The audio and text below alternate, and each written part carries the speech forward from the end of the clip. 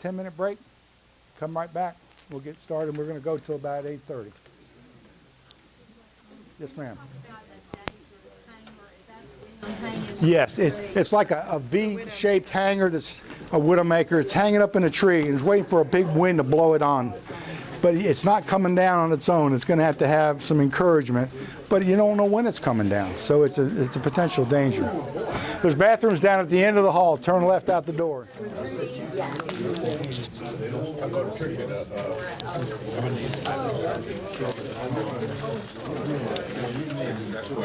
I don't think we're going to get through this tonight. Out of 83 pages, I'm on page 21. So we're going to go till about maybe 10 after 8, and we'll finish up in the morning. I tried something different, and I didn't know if I was going to get through this tonight or not. So we'll get through it. We just won't get through it all tonight. So don't be disappointed if we don't get through it tonight. But do try to get into your handbooks tonight, because tomorrow it'll make more sense if you've had a little brief on what's going on. You go as long as you need to tonight. I'm good. Well, we may have to take a vote on that one. It's falling over there. It's done stop. Well, I think we're supposed to go till 8:30. I think. Lee, what does it sound like? Was it 8:30? Okay. I know I was mixed up. I thought it was 6 to 8. So maybe by 8:30 we'll be pretty. Well, so if 8:30 is great, 9 would be better, right? No. Yes. But we'll try to get out about 8:30. All right, we're going to get going. I know there's a few still not here, but they'll show up. All right, so we talked about the assessment form. We're going to get more into detail tomorrow. Shockwave. Shockwave is a chemical that we use. We mix it and dilute it, but we use it to kill mold. People used to mix bleach, and we found out that it wasn't effective. So this Shockwave, and it's in different chemical forms, is what we spray on exposed wood, exposed dry wood. It can't be real wet wood, or else it won't be effective. And we need to tell this to the homeowner that we're going to do this. Now, with Shockwave, we need the house to be evacuated for 8 hours, and that includes any animals. And it's only because when we spray this, we do need to close it up. If we're spraying it, well, there's spraying and there's fogging. We fog crawl spaces. We use a machine, we mix it up, we slide it into the crawl space, and it atomizes, and it runs for about 30 minutes, and it just fogs the whole crawl space area. But we close it up because we want that concentration to get in there and get to the wood. In the house itself, we typically use a sprayer. And we may spray studs, we may spray the base floor. We may still fog it. A lot of times, if the house is really, really bad, like I explained earlier, we will fog it before the work crew ever gets to work in there, because it's that dangerous that we need to abate it. Yes, sir? When we went to Red Springs in October, anyway, whose responsibility is to tell the homeowner they're not supposed to be in there for 8 hours? The assessor needs to tell the homeowner or the survivor that they have to evacuate. Again, this is part of telling them what's coming, prepare them for what we're going to be doing when we get there. Now, in some cases, the work crews that are gutting the house, moving contents, are not going to Shockwave.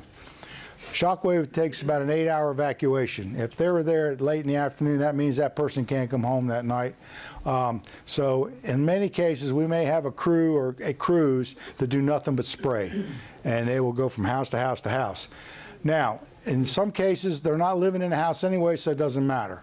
So it really depends on the work crew, if they're comfortable spraying, if they're qualified to spray, or whether they're more qualified or better to go on somewhere else and let someone else. So it may vary, but it's our job to make sure they know that they have to evacuate the structure and that animals need to be gone as well. Okay? The way we handled that when we went to Elizabethtown, just to give you briefly, when we made the call, if I was going to your house and I said, we're headed your way, can you evacuate? I'll be out of your house for 8 hours. No, I can't do that. Then we need to set up a different time. We can come out there. That way you got yourself covered. You're not wasting time. Right. And we don't know exactly what that's going to look like as assessors. Again, we don't know what the timeline of the work crews or anything. We just try to prepare them for what's to come. And a phone call will usually come before a crew comes to make sure we can get in the house, make sure they understand what we got to do. But with that said, sometimes we need to get a form signed, and I mentioned that earlier.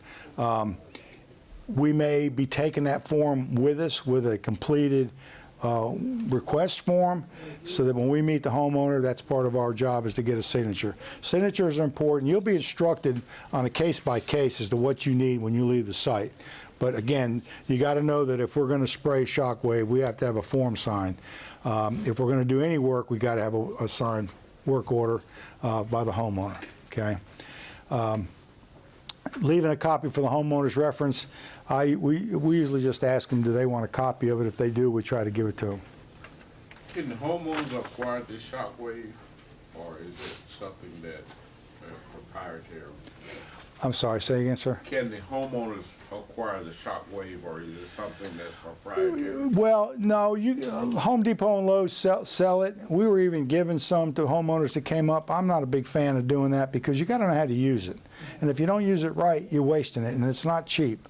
Again, it's site by site. I won't say it hasn't been done, but you can buy this, not maybe by that brand name, but Home Depot and Lowe's do sell a product.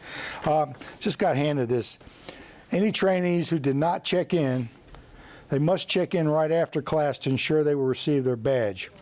So anybody that hasn't checked in needs to make sure they do it after class, okay? These badges have to be produced tonight because it takes them a while to do it, and you want to make sure you get your badge after. Anybody did not check in today? Okay. They probably sent this The down. shockwave is, I called, it's about $56 a gallon. It's only 4 ounces per gallon of water that you Right. use, so you know what it's Right. concentrated. It does a wonderful job. Yeah, It doesn't smell bad at all. It goes a long way. Again, you want to wear protective clothing when you do it, eye protection. If the wind's blowing, you got to be careful how it's blowing. You don't, I won't say it'll eat your skin up, but you don't want to get it on you. You read the manufacturer's policy on it. Again, we try to train people on how to use it. I was giving people a good 5-10 minute orientation, then sending them out the door. Because we don't really teach that in this class. We teach it in recovery. But it's not that difficult, but you do need some guidance before you go out there. And don't promise that to a homeowner or a survivor. Don't say, yeah, you can go down the site and go get it. Tell them we will take care of it. You know, we'll do it right. Because if it's not done right, it's a waste of time and money. So we want to make sure it's done right. Hey, Bill? Yes, sir. Is that shockwave form a separate form from the consent? It is. And you're going to see it in a minute. Thank you.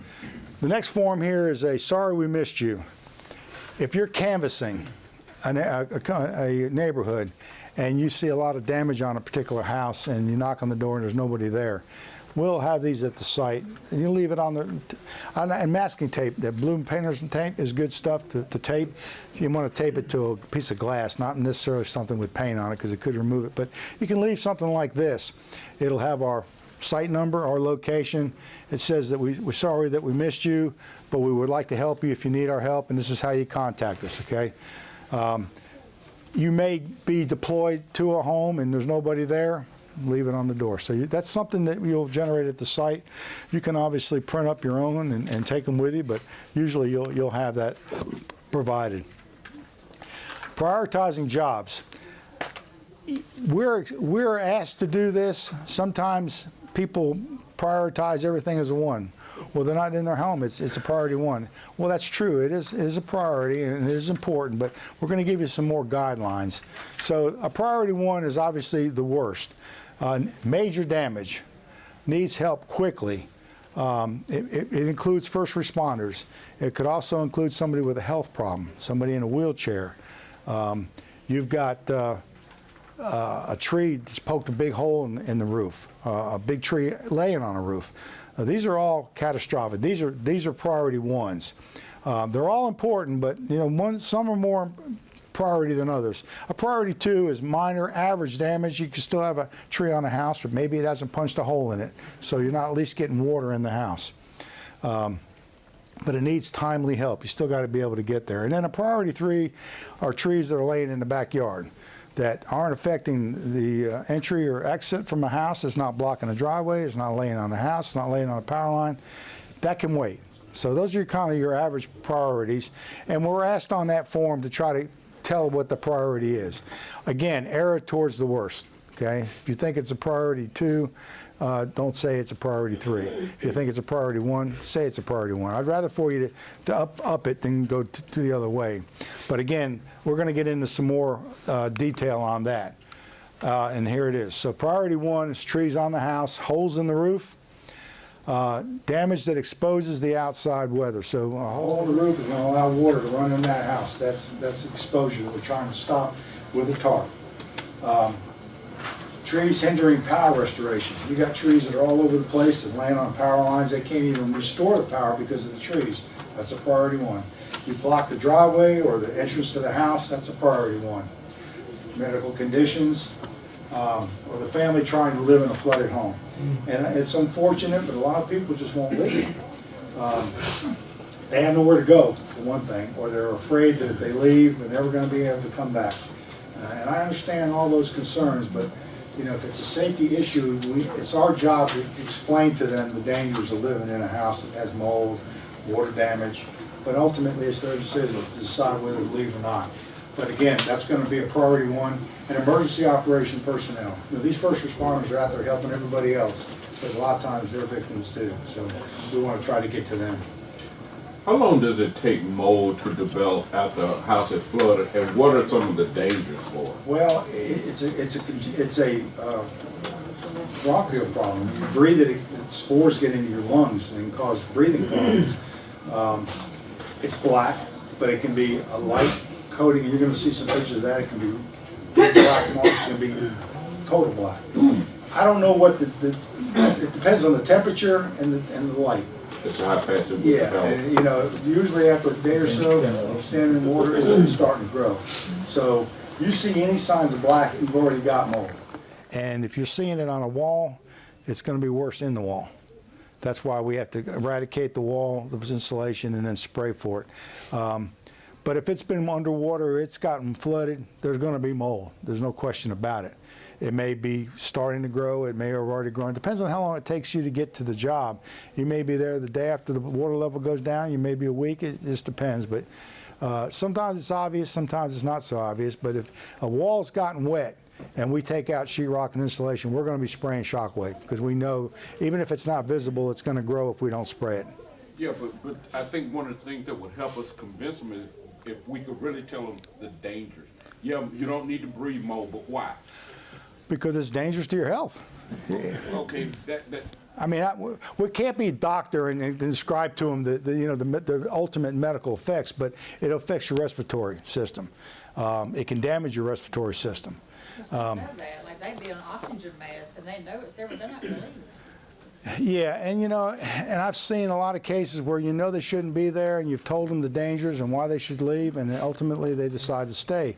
You know, all you can do is pray for them. You know it's not good for them to be there. A lot of the elderly are the hardest ones because they figure they'll take their chances. They have nowhere to go. This is their home. This is their domain. And a lot of people hear about, you know, once you leave, they're not going to let you come back in. And that's their biggest concern. Then they're left out to wherever they are, in a shelter, or a family. For whatever reason, you know, we can't tell them what to do. All we can do is give them our best advice. And not try to scare them, but just be, you know, compassionate and informative. If you want to know more about mold, I would just suggest you should try to, you know, get more information on your own. You'll see some pictures of it here, but to learn more about it for your own sake, I would just say, you know, learn more about it. But it's obviously bad stuff, and you don't want to be breathing it. You don't want to be breathing it, and you don't want the people that are there. And those masks help, but they're not foolproof. I mean, and it's only for short term. When you get out of the car most of the time. Yeah, usually if you'll smell it, you'll see it, but it's all variety of degrees. Like We've got a young man in New Mexico, just briefly, that has got mold problems, and what it has done, it has affected his brain. Oh, yeah. It's affected his breathing. He has now has, and if I pronounce it wrong, ulcerative colitis, which is the direct cause of mold, and they caught it just in the nick of time. He's going to go through a long process to get straightened out if he ever gets 100% straightened out from breathing mold. Yeah. It can kill you. Yeah, oh yeah, it can definitely kill you. It can and will kill you. And I hesitate to tell people that unless they're just so stubborn and say, well, it could get so bad that it could take your life. I mean, at least warn them, because they may slug it off that, well, it's not something I need to be concerned about. It wouldn't hurt any of us to learn more about mold, so that if you have someone that needs that information to be able to make a decision, you explained it good, but you know, sometimes we have to do a little research on our own, and I don't want to tell you anything wrong, and I'm not a specialist about it, but it is bad stuff and it can kill you. All right, so this is a possible priority 1. It's kind of hard to tell from that picture, but it looks like the tree has not only hit the house, but it probably punctured the roof. So there's water getting in there, and it may have even affected some of the foundation. So that's a possible priority 1. Priority 2, there's trees in the yard. It may have hit an outbuilding. There may be some small trees on the roof. Typically, it hasn't punctured the roof, so it's not as high a priority as one that has. If the home is flooded, family has short-term housing, it's still going to get quick response, but maybe not as quick as the priority 1. And then a flooded home where the damage is confined to one area. It may be that they can live in the home, maybe the lower level of the basement got flooded, which allows them to still not safe in there. I mean, mold's growing in the house and they're breathing it. Now, I always advise people that if they're going to stay in the home, open it up. At least open the windows up, get ventilation in there. All right, so here's a possible priority. So the trees are laying down, you know, they're blocking access to the back. So that's a priority 2. Priority 3, small trees in the yard. No structural damage, little or no chainsaw work, just debris. So this is something that can wait. You want to get to the priority 1 and 2, priority 3 can be done when we get the others done. And typically on a site, we'll end up with a lot of priority 3s because we want to get to the 1s and 2s, and then and usually the survivors are okay with that. You know, they may be in the house. It's not hindering them from living there. It's not keeping them from getting in and out of the house. They can park their car, and they're okay with that. So we try to get to them, but it'll usually be at the tail end when we've gotten all the major stuff done. That's an outbuilding that's been hit. It's not the primary structure, so you know that would be a priority 3. Now we're going to get into team skill levels. That kind of goes hand in hand with priorities because a lot of time priority 1, you have to have an A team. Yes, sir. Bill, before you move on, quick question. Scenario, you've got like the window, the roof is intact, but the windows are blown out. Right. Priority 2. Well, again, the question was if the windows were blown out, that's allowing water to get in the house. So I would prioritize it as a 1. Now, about the only thing we can do there is maybe plywood them up, tarp them up, try to stop that water from getting into the house. We're not going to probably be replacing windows, so we can only do so many things. But yeah, I would say that's a priority 1. If water's able to get into that house, whether it's from above or through a window or something, then that would be a priority 1. So now we're getting into teams. A team is your most skilled.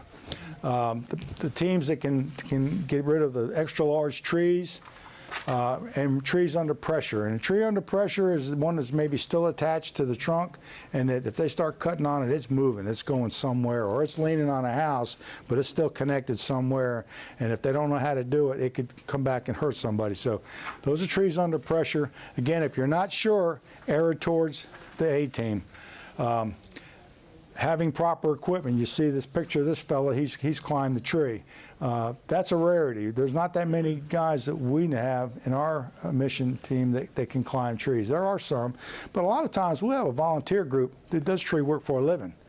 And they've got it all. They may have the bucket trucks, they may have climbers. Again, it's our job as assessors to determine what we need out there. If we see trees that are leaning on a house, we know we need a priority 1 and we need an A team. We need a team that knows what they're doing, that can handle big trees, and have proper equipment. And then in some cases, heavy mold removal. So it's not only tree work, but it's also mold and flood damage as well. It seems like he's on the wrong side of that tree there. Well, we have to assume he's a trained professional, so I'm not going to say whether he is or isn't.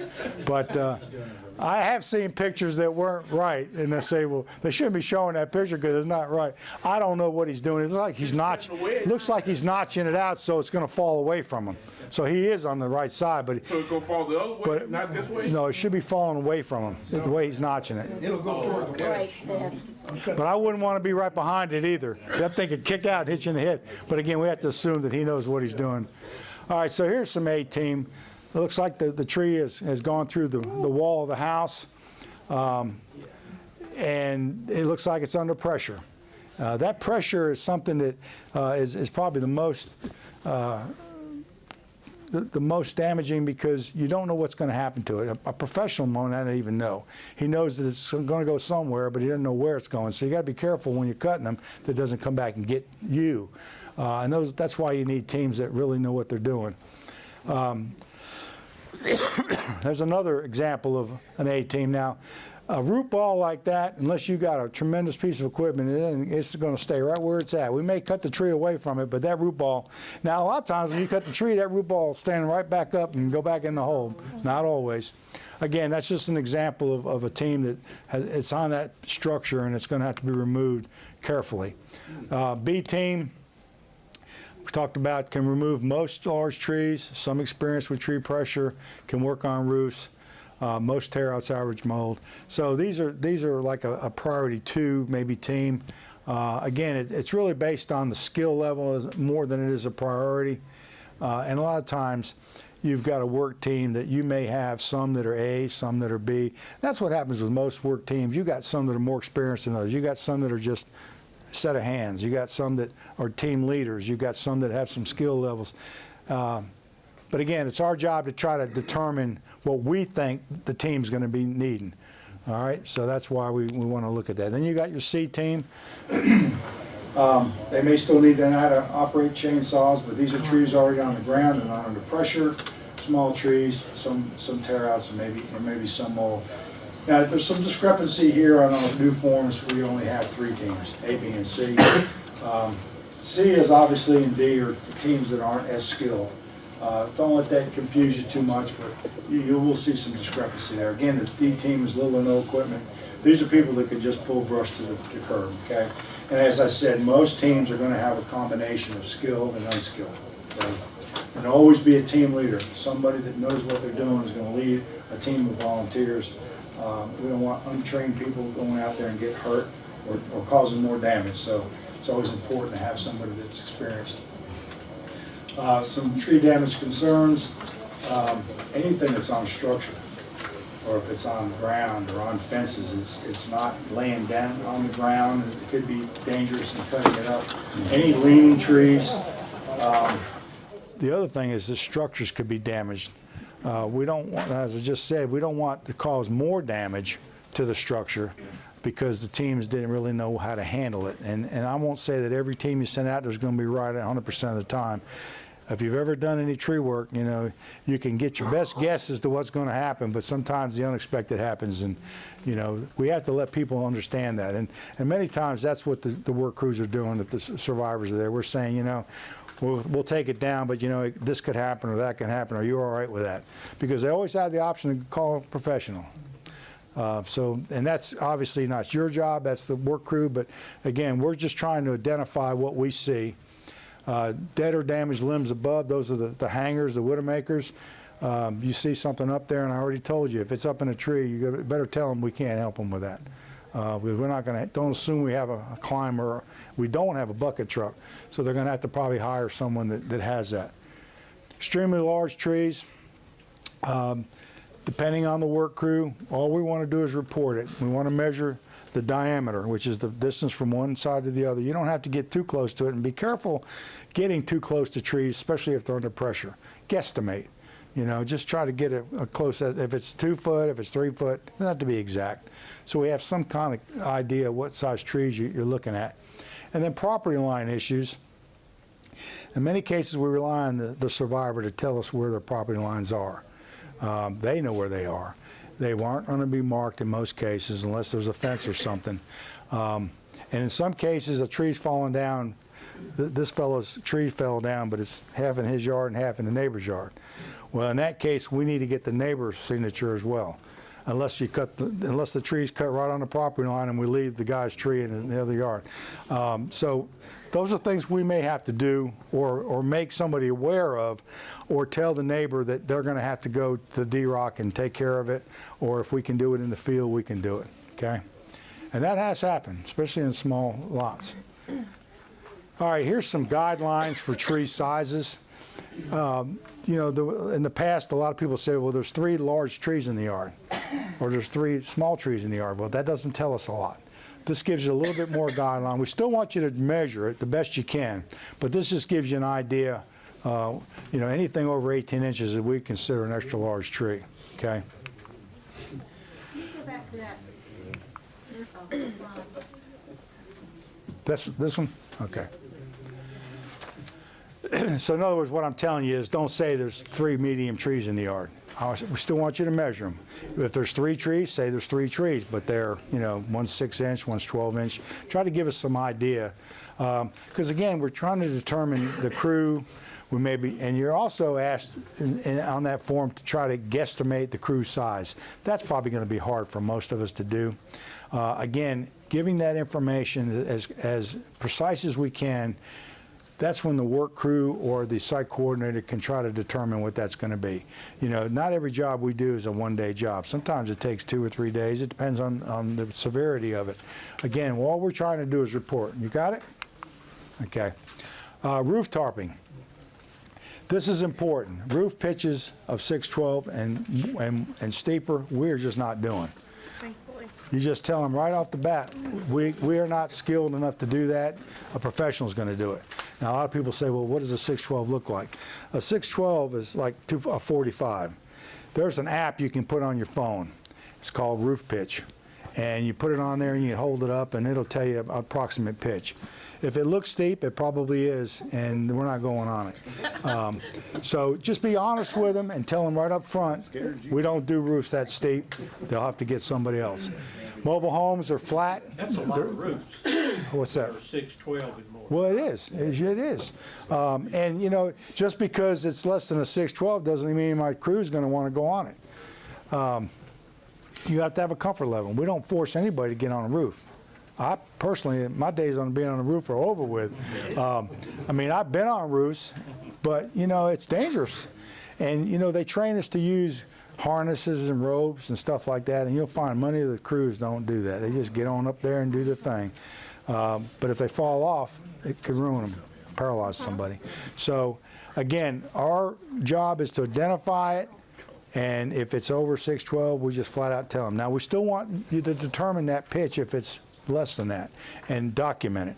Again, pictures sometimes tell the story. That app's good if you're not sure when you're looking at it. Take a picture. Let someone else determine whether it's too steep or not. The height of roof from the ground. From the ground to the edge of the roof is what we're looking for. Now, if they put up a ladder, the ladder's got to extend 3 feet above the edge of the roof. So if somebody's coming off the roof, they got something to hold on to before they go down.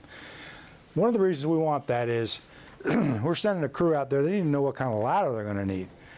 We've been in sites where there were several different lengths ladders. If we gave them the wrong ladder, they couldn't get on the roof. So it's just information to help with proper tools and the proper crews going out there.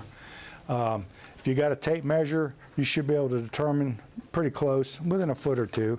If you're not, overestimate slightly. You know, try not to make a 20-foot roof a 30-foot roof, but, you know, just try to give us some guidelines there. The condition of the roof. The shingles missing, is the chimney falling out? I mean, those are all things we need to know. Safety issues. So if you've got a chimney that's half apart and half the bricks are laying on the roof, that's important to know because they could slide off and hit somebody in the head. And it could be you, so be careful if you see something like that, but mention it. Those are all important issues. And then the condition, if you see shingles gone, you see half a dozen on the front and half a dozen on the back, just indicate those things. Sometimes we will try to replace shingles, not always, and don't tell them we will, but in most cases we'll at least put a tarp up there. Sometimes it's easier just to put some shingles on. The size of the tarp needed is important.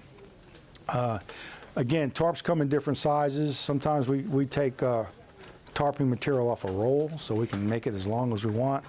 But if they only need a 10 by 10, then they only need a 10 by 10. But try to determine the length. Now, just so you'll know how tarping works, because a lot of you have not been through that class, all tarps have to go over the peak of the roof. You can't just put a square on the side of them, because